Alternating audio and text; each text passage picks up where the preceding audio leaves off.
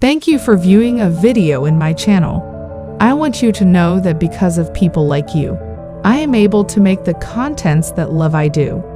But it takes about 80% of my views come from people who are not subscribed to my channel. I know that subscribing my channel is just a click to you, but it gives me the inspiration and motivation to continue my work. If you enjoy this video, please consider subscribing. Thank you and stay blessed. Let's move to the content. The Inspiration4 project demonstrates the potential of private spaceflight, as well as how far it still has to go before almost everyone can travel to orbit. One is a 29-year-old Memphis physician assistant who has metal rods in her left leg to repair bones that were damaged by a malignancy. Another is a 51-year-old Phoenix Community College professor who came close to realizing her ambition of becoming a NASA astronaut. The third is a data engineer in Western Washington who used to work as a counselor at a camp where kids could experience what it's like to be an astronaut. The fourth, 38, is a high school dropout who founded a payments processing company and became a fortune. He is the one who is paying for a trip into space like no other, with no professional astronauts on board. This four-person crew will launch into space together from Florida's Kennedy Space Center on Wednesday at 8:02 p.m. Eastern Time in a SpaceX rocket. They'll spend 3 days orbiting the Earth at a higher height than the International Space Station. Inspiration4 is also the first mission in which the government is largely a spectator.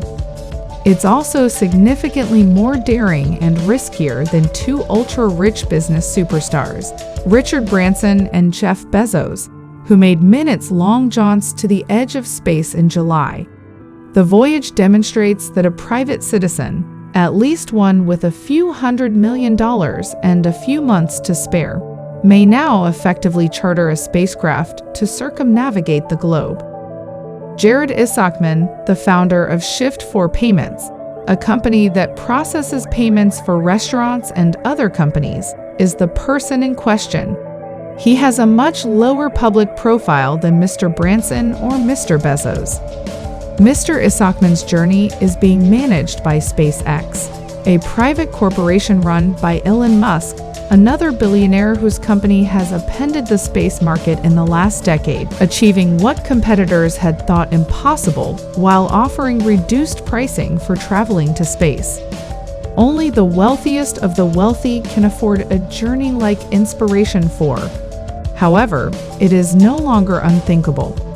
Mr. Isaacman did not want to just bring along some pals when he decided to spend a large portion of his fortune. Rather, he provided opportunities to 3 persons he had never met before. Hayley Arceneaux, a 29-year-old physician assistant at St. Jude Children's Research Hospital. Sian Proctor, a 51-year-old Black community college professor. And Christopher Sembroski, a 42-year-old data engineer. The result is a mission with a crew that is more representative of wider society. During an interview last week, Mr. Sembroski said, "We've been getting all the same preparation for all these emergency procedures as any previous NASA astronaut crew has in the past." He and his crewmates were spending their final day at home before heading to Florida for the launch. Mr. Sembroski stated, "I believe we are more than ready to launch into space." The Inspiration4 crew's diverse life stories stand in stark contrast to Mr. Branson and Mr. Bezos, whose outings were widely regarded as wealthy pleasure rides. "The world could not perceive how it benefits them," said Timibai Aganaba, an Arizona State University professor of space and society, citing Mr. Branson and Mr. Bezos' Virgin Galactic and Blue Origin flights. They said, "This is just a playground for the wealthy." Mr. Isaacman is attempting to realize a vision shared by science fiction authors and space enthusiasts, to open space to everyone, not only professional astronauts and wealthy space tourists, with his crew of every persons. Dr. Aganaba explained, The difference with this flight is that we have three very ordinary folks who are basically on the flight, and they're going to show us what it takes to open this up. Ms. Arceneaux, a cancer survivor who will become the first person with a prosthetic to travel to space, was pointed out by Dr. Proctor, who learned to fly planes as part of her quest to become a NASA astronaut. She claims that this broadens people's perceptions of who can be an astronaut. Dr. Proctor, who will be the first Black woman to operate a spaceship, remarked, "That's one of the reasons why representation is important. Access is also important." The project also highlights the growing importance of private industry in space. It's part of NASA's push for private sector activity in low Earth orbit, said John N. Logsdon, founder and former director of George Washington University's Space Policy Institute.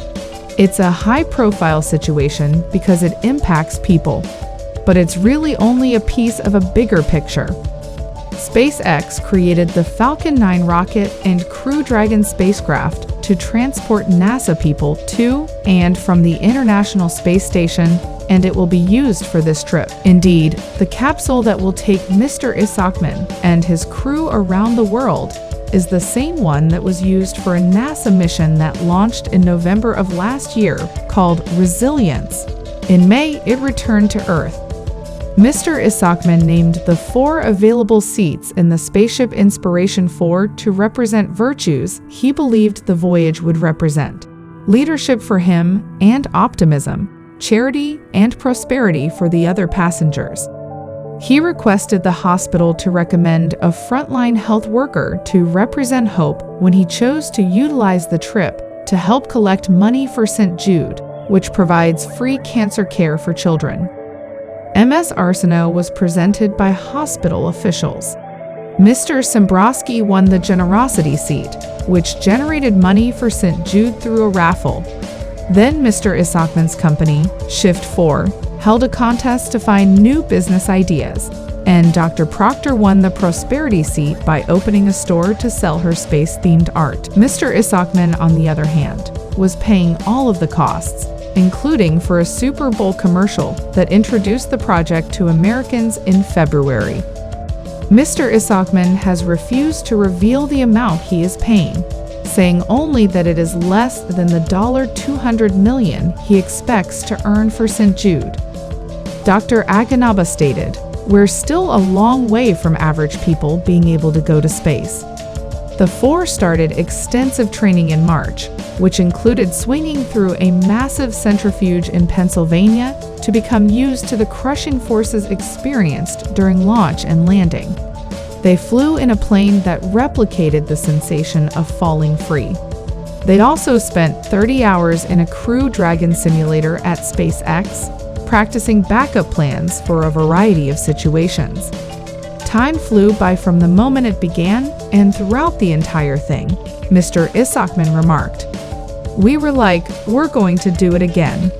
They did once more, this time with a 10-hour simulation. During the journey, Ms. Arceneaux will function as the flight's medical officer and conduct some study on the crew.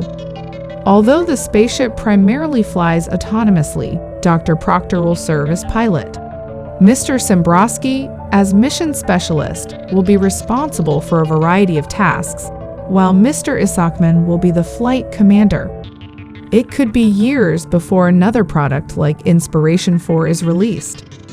The expense of viewing Earth from space will remain prohibitively expensive for the vast majority of people. Many observers have compared the mission to the tragedy of Krista McAuliffe, a teacher who perished when the Space Shuttle Challenger destroyed during launch in 1986. It's more like the orbital equivalent of climbing Mount Everest than a conventional aircraft ride. Thanks for watching, and huge thanks to everybody. Hit the like button and subscribe and turn on the notification settings. Don't forget to comment your ideas too. It will make us to improve our channel. So, until next time, take care everyone.